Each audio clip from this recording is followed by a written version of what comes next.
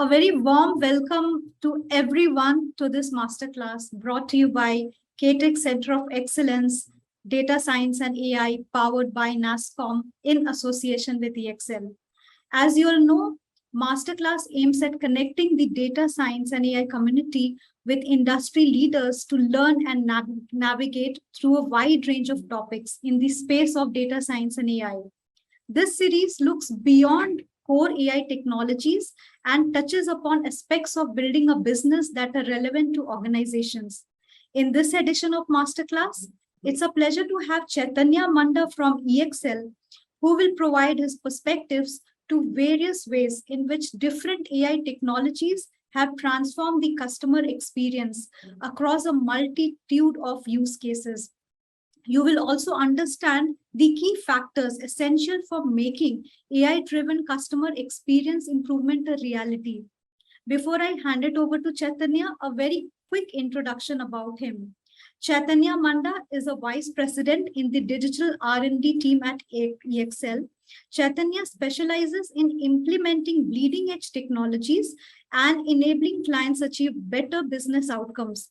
He has led end-to-end implementation of AI solutions across multiple industry verticals, including insurance, healthcare, travel, logistics, and retail. At EXL, Chaitanya leads the design and development of their intelligent document processing platform. Do make use of this opportunity and feel free to queue in your questions in the chat window, which will be taken up by Chaitanya after the session. Also, we will drop a survey link with all of you. Please feel free to provide your feedback on this masterclass. Over to you, Chaitanya. The stage is all yours. Thank you, Supriya, for the warm welcome.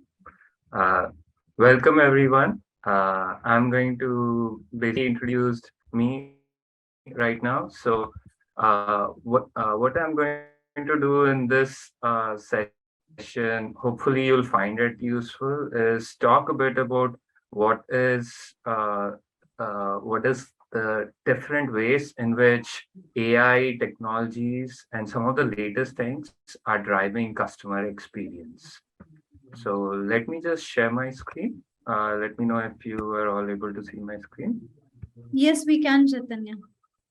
So basically, what you can expect in this session is we'll start by talking a bit about what we even mean by customer experience, first of all, and its importance. Then we'll talk a bit more about how different AI technologies are applicable across various customer experience stages. And then we'll close it off with some key lessons and next steps. So we'll not cover a lot of technical details, although I will touch upon it slightly on the surface. Right. So if we start, first of all, customer experience is a term which you'd think is a very common term, right? So it's something which you think you already know what it means, right? But the fact is, everyone has their own understanding of what customer experience means. So let me start by telling a story of what just happened to me just a couple of days back. So I got my internet bill. I was just checking my internet bill and it was 10% higher than what I normally pay every month. I had no clue why it was higher. So I tried to call like the internet company, and then I was not able to find the number. Then I was able to get to a chatbot, and there I was just trying. It was saying, "Hey, I would help you," so and so. Then I tried to mention, "Hey, my internet bill seems to be very high. What can I do?" And the response comes up, "Okay, this is your bill. This is your monthly bill. This is your breakdown." And me that, right? So, and then finally, I was able to click a few more things, and finally, I come to a web page where it's just some person says, "Hi, I'm the chief customer experience officer of this company, and we'll ensure that you have the best experience possible."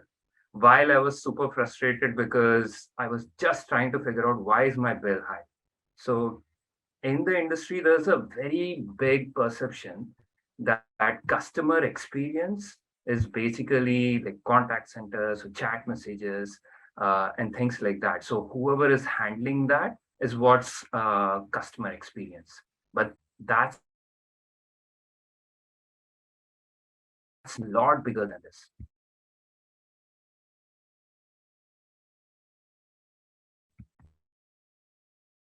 Not the same as customer experience. So it's your, when we talk about customer experience, it's your customer's holistic impression throughout their entire journey with your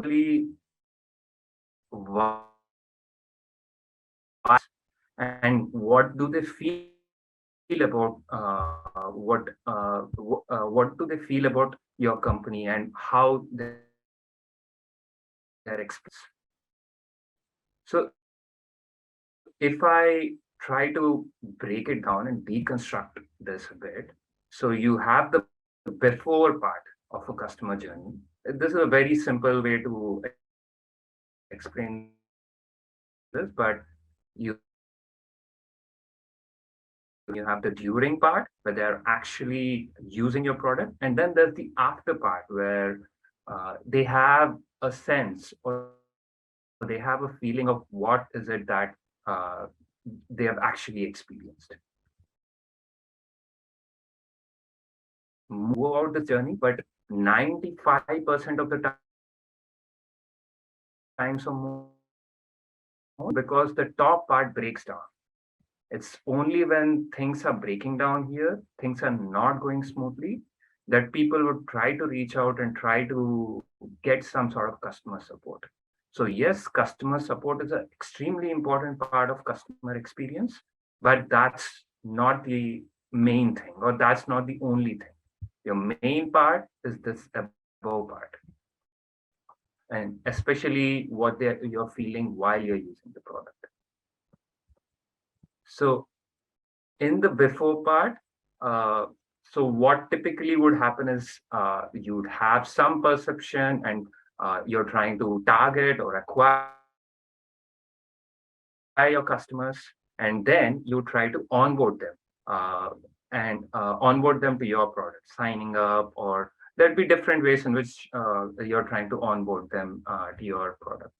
If it could be a very simple thing sometimes, or it could be complicated as well.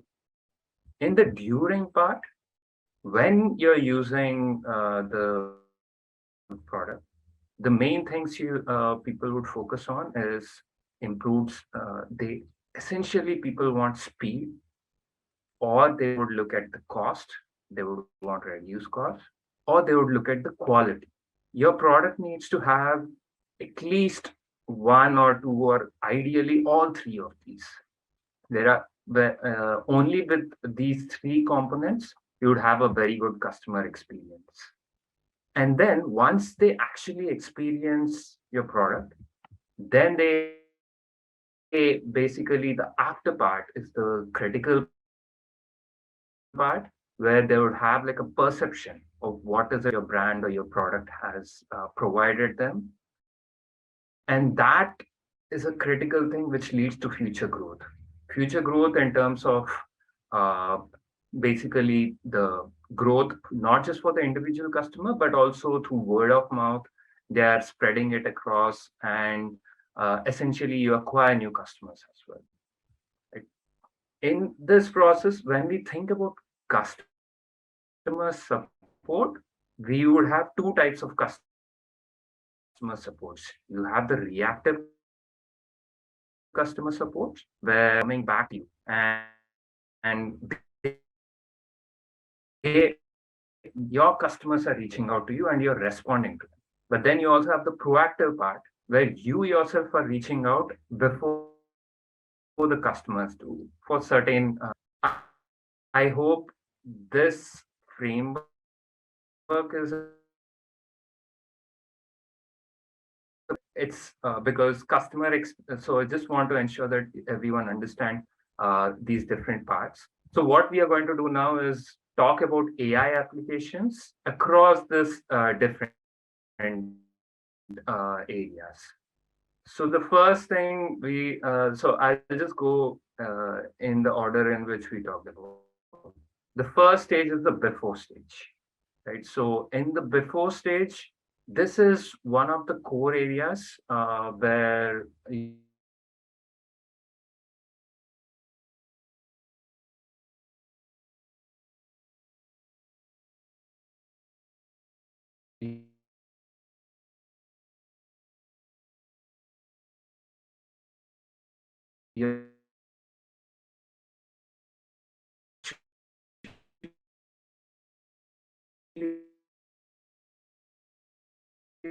the case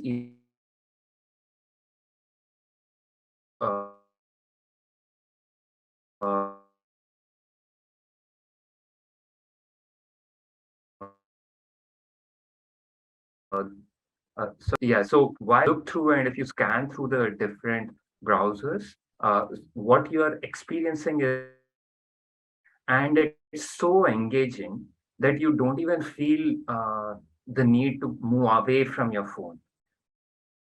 And then there are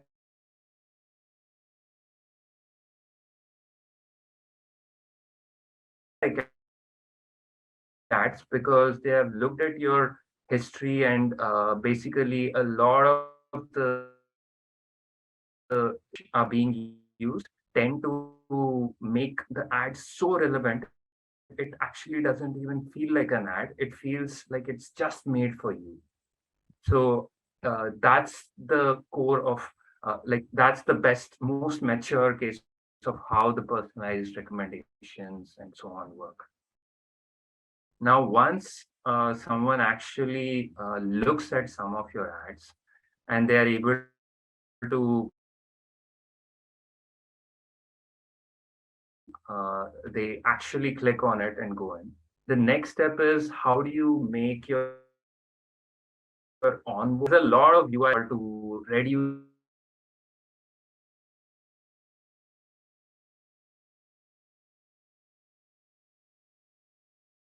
your forms, reduce it, and make it as simple as possible. The pathways and so on of where's the drop off of the customers and so on, and trying to basically improve that and trying to see how to reduce the fall through rate. That's more traditional approaches, and still they are really improving a lot these days. The other things which are also happening these days is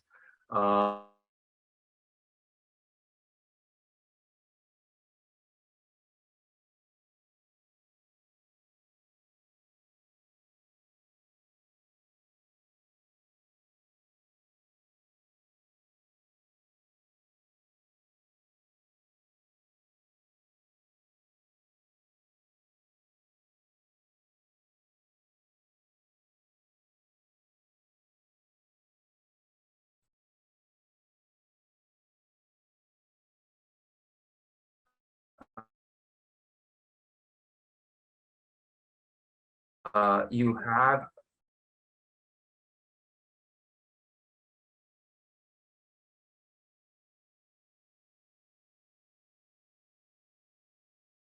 about speed. There's huge examples of a lot of companies who have really given very good improved speed by using, say, speech to text technologies, right? So if you take Alexa or Google Home or things like that, we basically have it's so good at speech to text that it's once you get the text, it's also able to understand the intents and then actually respond back to you. So this is one thing which might look fairly counterintuitive if you think very rationally, right? Because this is an example where if you could have asked one of these devices what's the weather and stuff like that, But instead of that, you could have just typed on your phone. So the technology has improved so much that you could have just typed the words weather and you would have got your result. But still, uh, people buy these sort of devices. Uh, and the reason for that is humans are wired to go towards a path of least resistance. So there's a book by Nobel laureate Daniel Kahneman called Thinking Fast and Slow, which details out this principle about how uh, in behavioral economics and neuroscience, there's a principle of uh, path of least resistance, where humans are wired, and it's not just humans, all animals are wired to do the least possible effort. So even the few seconds which you're saving like this is something which is extremely important for everyone. And that really adds to a lot of great customer experience. So I've talked about a lot of advanced digital technologies and so on. So it almost feels like we have two types of worlds, right? The real world. So on one hand, you have all your digital apps where you're able to quickly click through, and with the click of a button or with just saying something, you're able to get exactly what you want. And then on the other side, you have extremely old school stuff where you're probably having to go to some like government office or some bureaucratic place, fill up forms, and still there are things which haven't caught up to the digital age.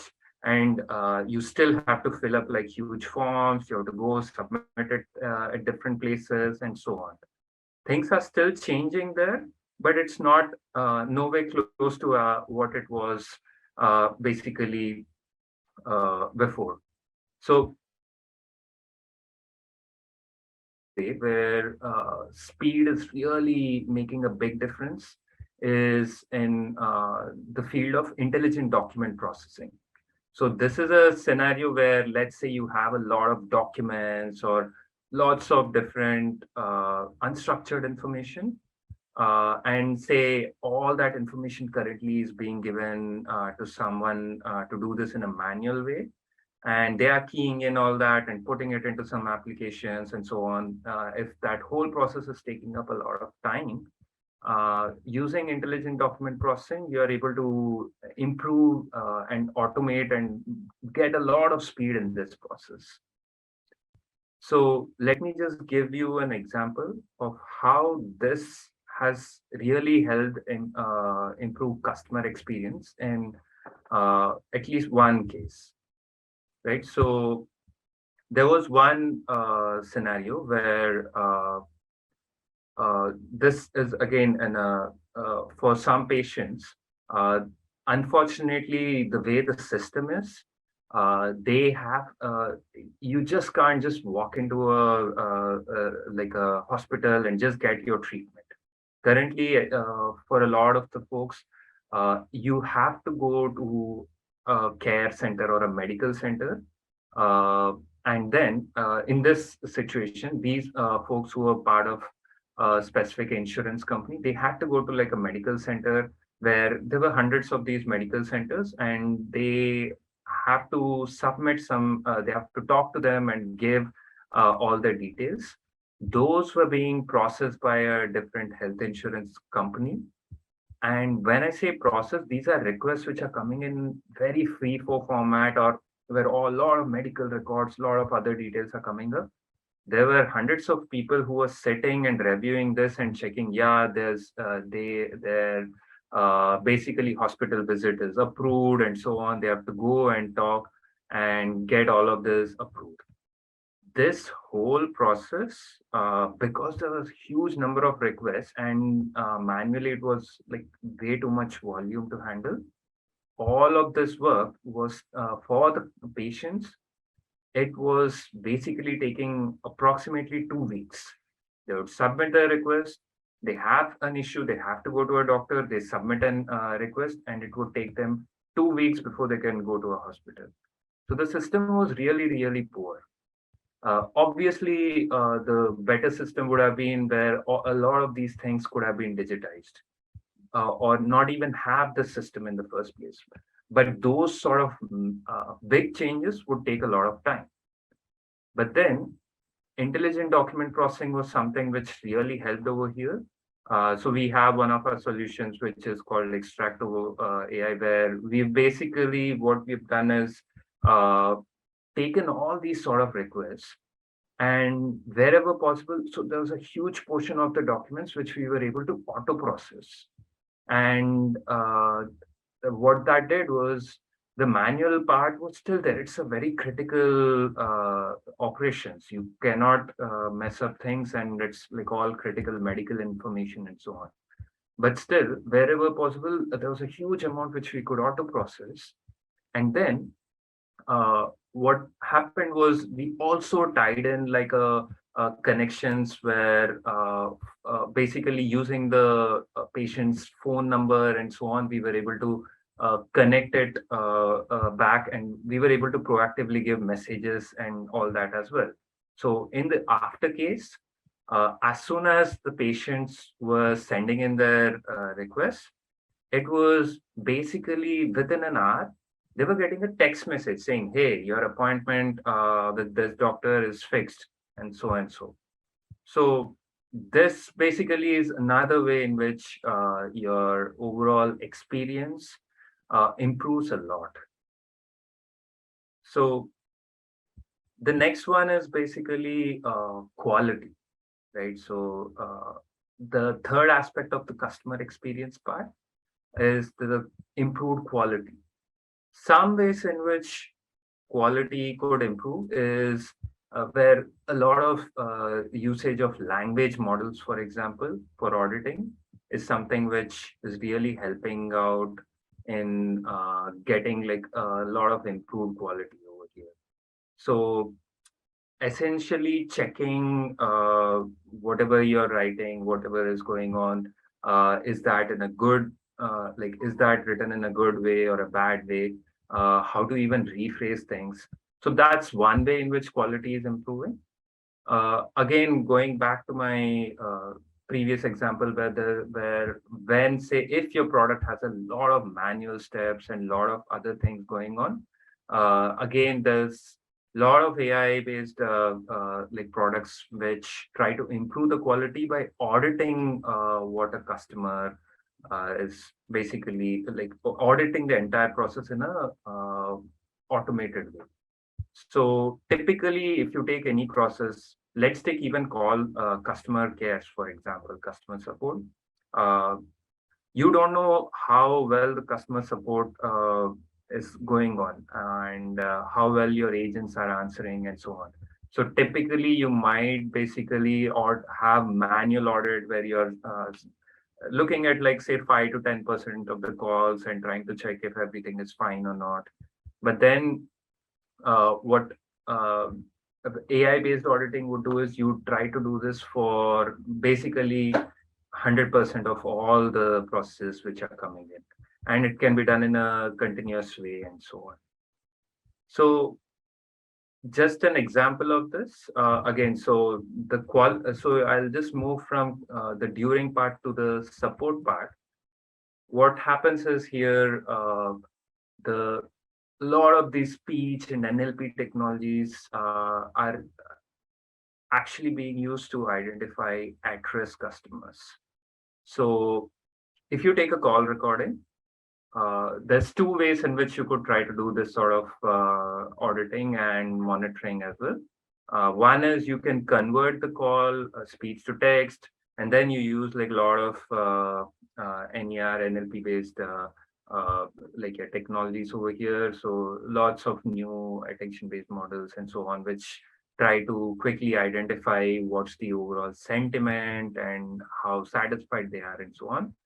Or you can also do speaker separation, look at the tone. Here, the language is not the important part, but irrespective of the language someone speaks in, if someone is dissatisfied, humans would obviously know that. And because the way we talk, the tone, the volume, it all changes as we basically if when we express different emotions. So these are two different ways in which you can identify areas where your customers are at risk, and areas where you can improve and like detect a lot of dissatisfied calls. This is just one part of what can be done from a support standpoint. The biggest area, of course, is on conversational AI platforms these days. So you have a huge number of conversational AI platforms, right? Where you are essentially, these are being used for customer support. Going back to my previous example, customer, so if used in a poor way, all AI platforms actually will lead to lower customer experience because you're using it just as a way to reduce costs. So I had a problem where my internet bill was extremely high. I really wanted to know why. And instead of me talking to a human, I was getting a chatbot which was very rules-based chatbot, which didn't even understand what I wanted, and it was giving me completely wrong. Like it was giving me a breakdown of bills and so on. What we would actually have to do is understand the overall journey. First thing is you would want to figure out what are the potential reasons why a customer could call. So they already have the data. So the companies would already have the data about my transactions, how my bills are changing, and other pieces.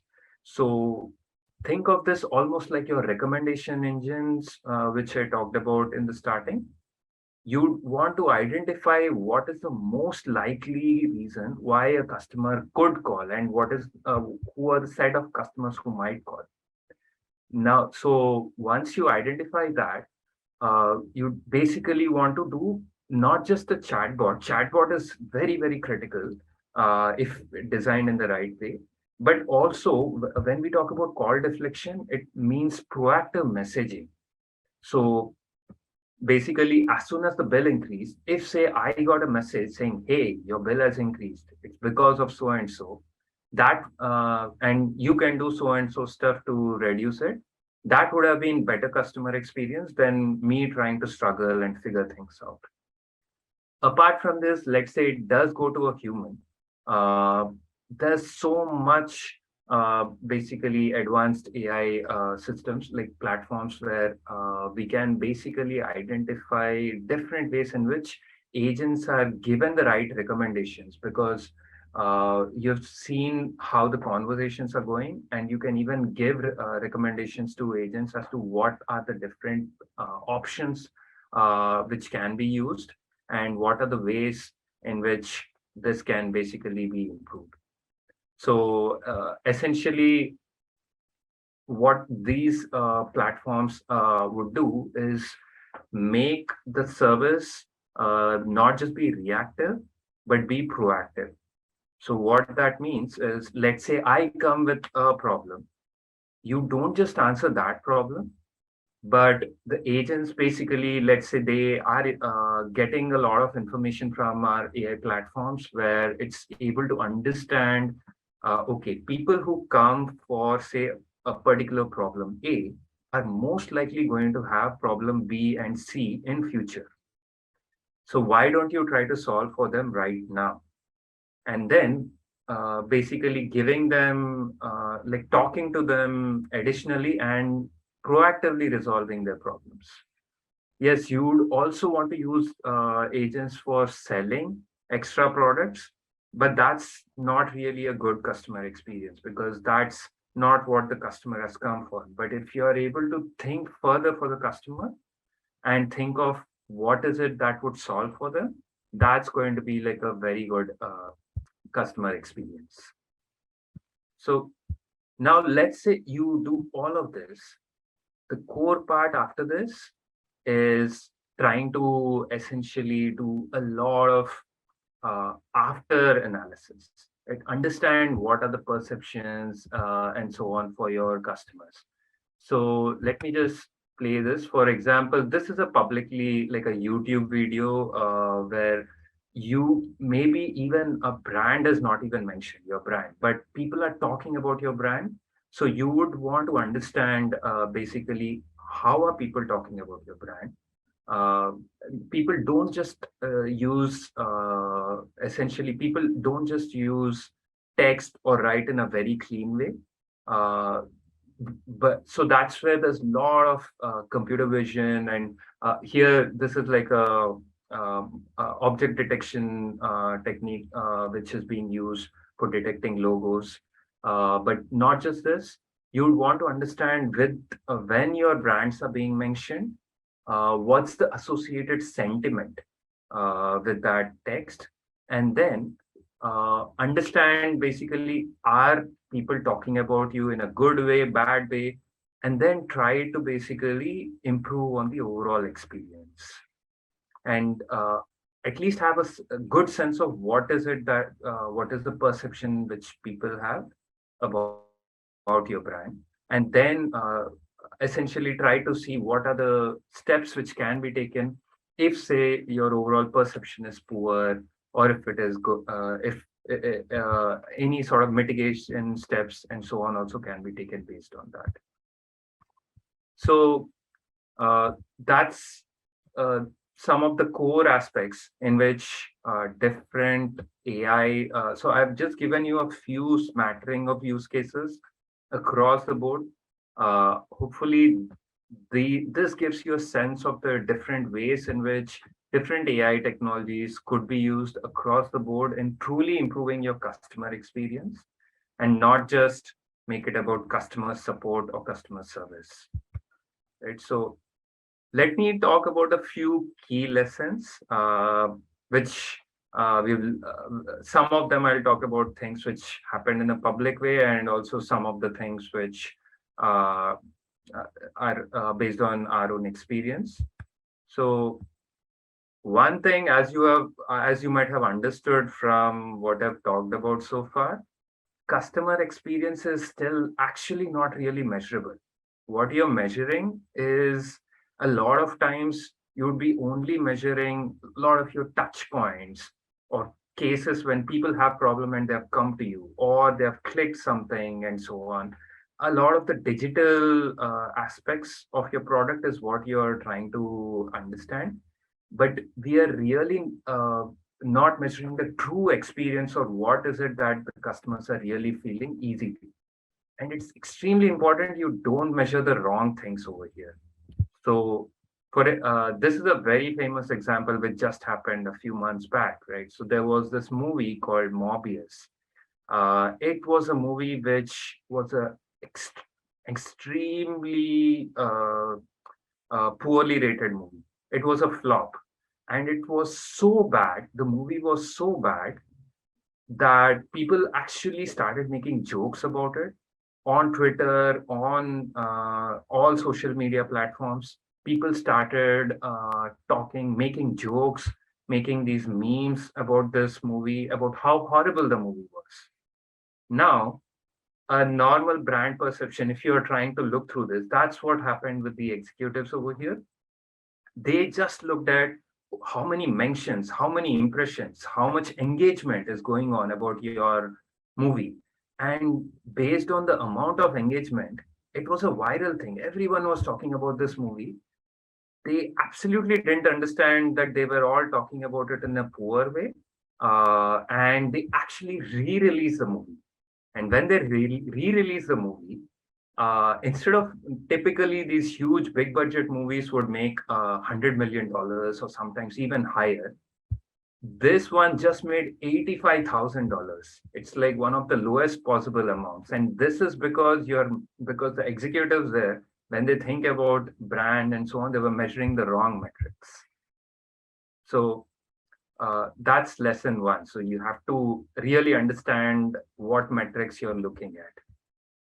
The second one is basically customers' expectations and their experience continues to change with advancement and adoption of newer technologies. So if you were in the 90s,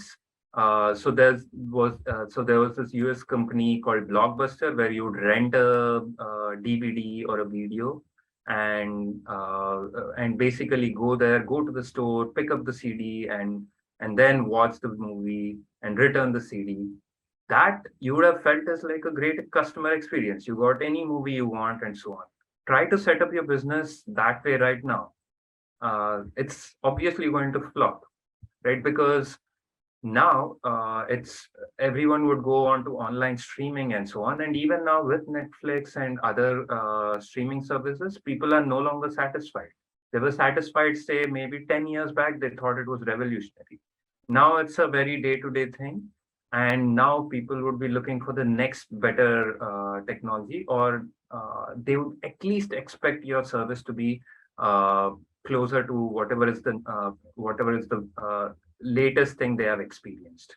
So if they have experienced something where it's extremely seamless and now they're coming to your product which is very, very painful, that's again a poor customer experience.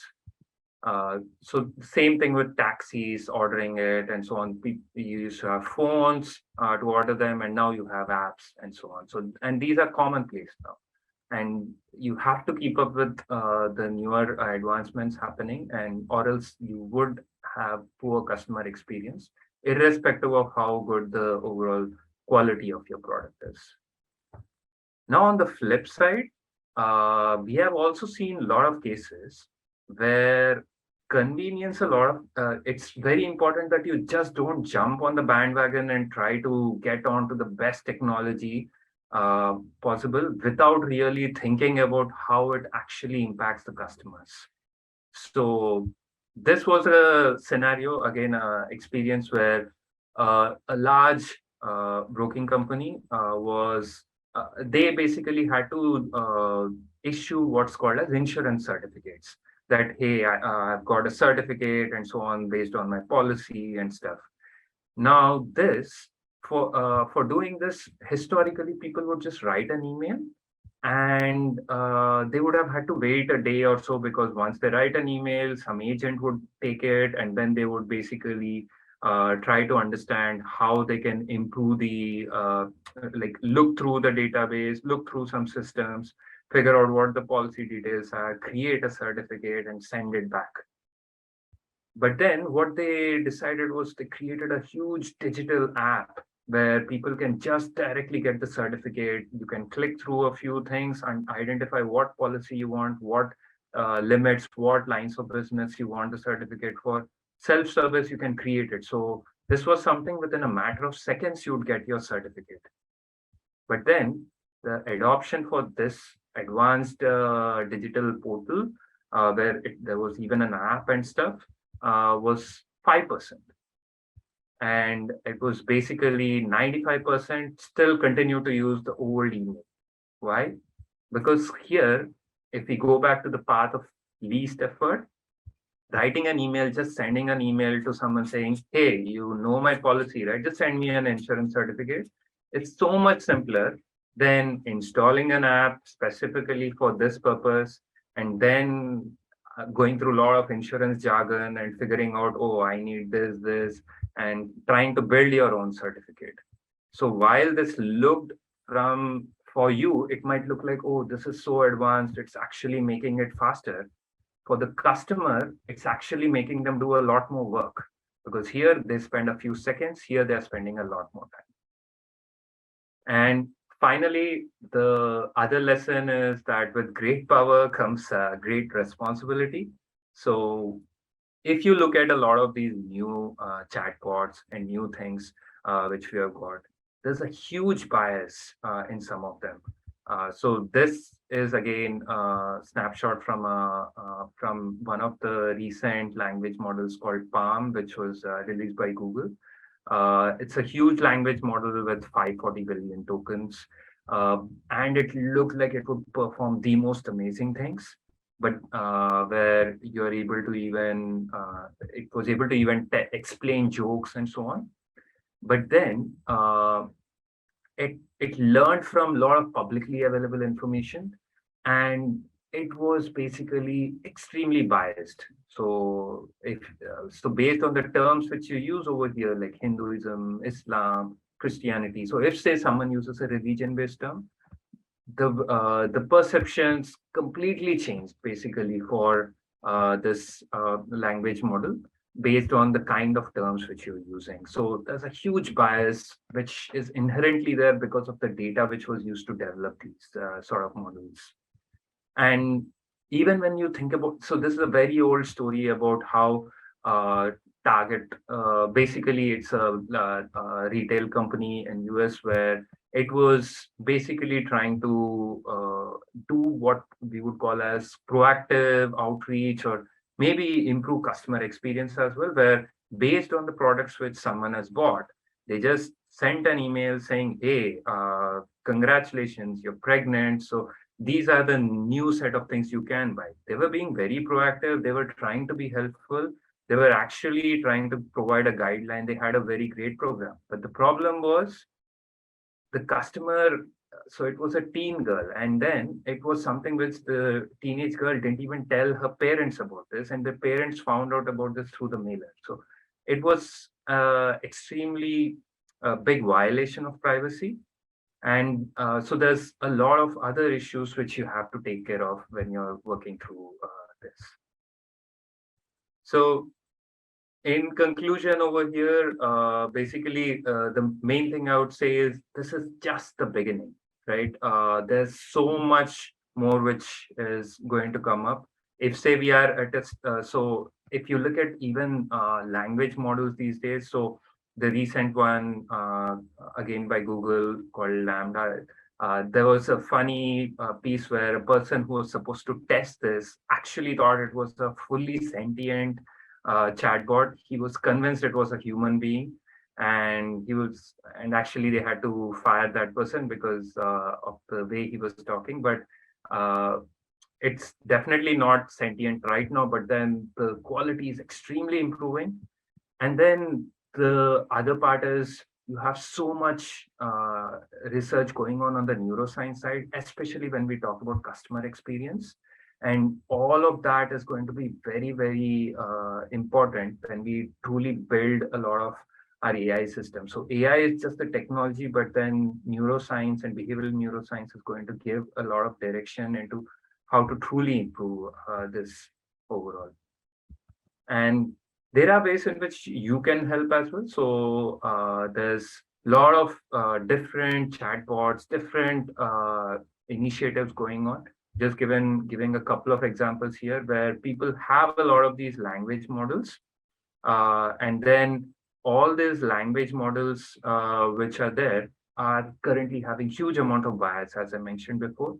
You just talk to them, you just basically try to interact with them, and you can help in improving overall these chatbots and other pieces as well, and contribute towards removing the huge bias problem which we currently have as well. Thanks everyone. So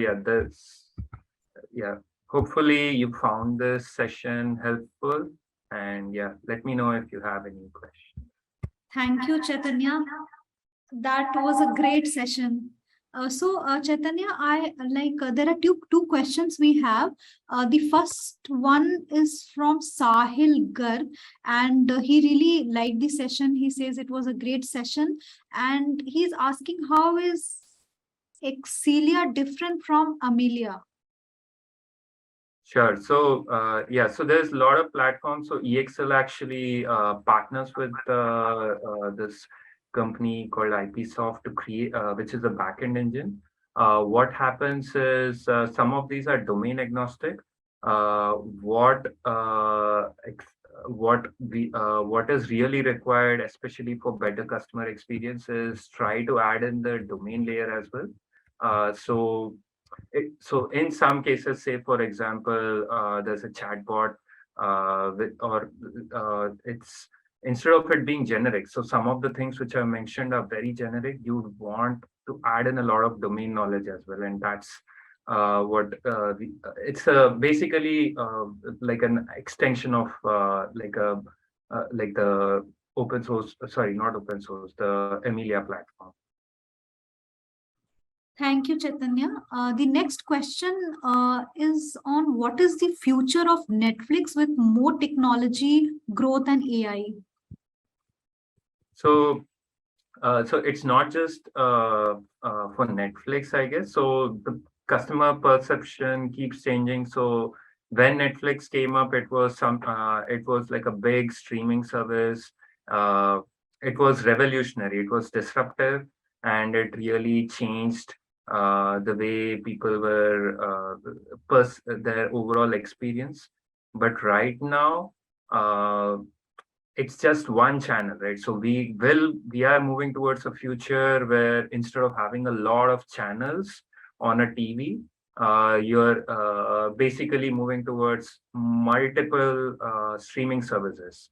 And it's basically every channel is becoming a streaming service on its own. And it's no longer unique in that way.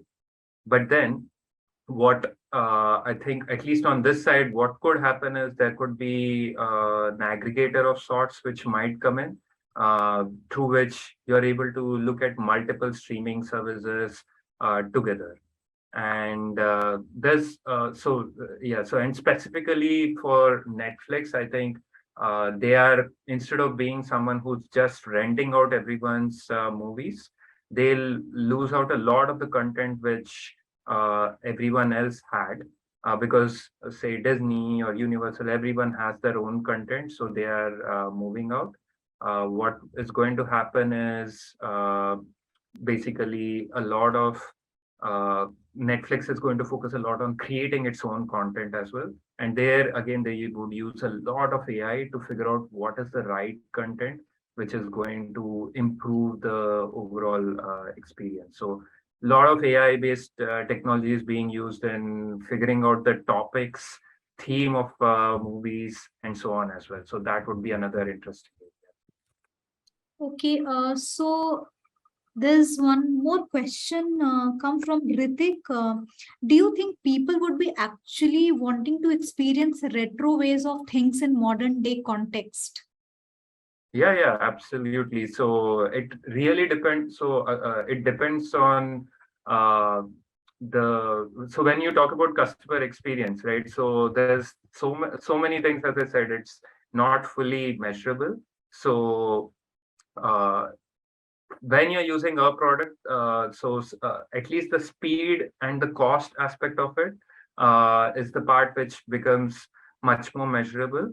But then when you think about quality, so there are cases when people are okay with lower speeds, higher costs because of the kind of quality they get. So the quality would again involve a lot of the way people think. So something new, sometimes old stuff could also be something which is very new as well. So I don't know if that's the question you're asking, but I think, yeah, so newness and being disruptive is again important. But what really will stick and not become a novelty is things which actually are going to have humans go towards a path of least effort. So you had things like Google Glass, for example, which looked very new, novel, but then it was not really helpful because it was just something which was it was not really adding any additional value over there. So unless say maybe those things you have to really think through and make some edits, and yeah, so that would basically improve the overall experience. Whereas you have things like some of these Alexa and other ones which basically improve the where it's not just novel, but it also made people lazier. And making people lazy is actually a very important part because we are wired to do that, and that's something which will really give a good customer experience. Thank you, Chaitanya. So this is the last question we'll take up. So this has come from Prashant Chavra. In the document processing case study, although we saw a great improvement in processing time, but there was a drop in customer experience quality due to increased false negative rejected applications. So I think he's asking why that happened. No, so basically, it's so false negative application. So yeah, so when you're trying to design these systems, it's extremely important you look at the end customer view and try to design out all. So AI tools. So whether you use NLP, computer vision, speech, any of these, the way you use them is extremely important. You start by thinking about the user experience and then design it out. So there will be cases when say so, and AI systems currently are not at a level where everything's going to be automated. It's a place of active research and continuously things are being upgraded, but there'll be a lot of errors and a lot of issues which might come up. So it's very important that you use and understand different model components, different things which you use in a way which is going to ensure there is no issue for the customers. And maybe there is some fallback. So I'm not exactly sure about the false negative example you're saying, but it's absolutely true that AI systems could have errors and so on. So how do you design things in a way where all those errors, whatever are coming up, are still handled internally by the company in a way where none of it is actually coming back to the users, right? That would be very important. And if say you think there is no way to do that or design things, then we should not even go and pursue an AI or a digital solution in those sort of scenarios. So Chaitanya, there's one more question come. Can we take it up if you're okay? Maybe this will be the last one. Sure. Yeah. Yeah. So any India-based application that is a leader in AI, retail-facing applications such as Zerodha, etc. Yeah, so I think there's a lot of Indian companies which are really at the forefront over here. Primarily because a lot of the companies which I've mentioned do have basically a lot of the talent coming from India, and all the and basically I think China and so on are still actually, unfortunately, still ahead in a lot of areas, even ahead of US because of the way they get access to a lot of data and stuff. But India is not really far behind over here. As you're saying, so Zerodha, or there are lots of other applications where internally there's a lot of AI being used to actually improve the customer experience. Thank you so much, Chaitanya. So I do not see any more questions here. We will close the session, and I would like to thank you for an enriching session today. I'm sure our participants had lots to take away, like, from the impactful AI-driven use cases, driving customer experience you shared with us. So thank you once again, and thank you participants for taking out time and attending this session. Do follow our handles to keep yourself updated on our upcoming master classes and AI Pathshalas, and feel free to provide your feedback. Signing off from today's master class is Supriya Samuel from KTech COE Data Science and AI team. Bye bye everyone. Thank you.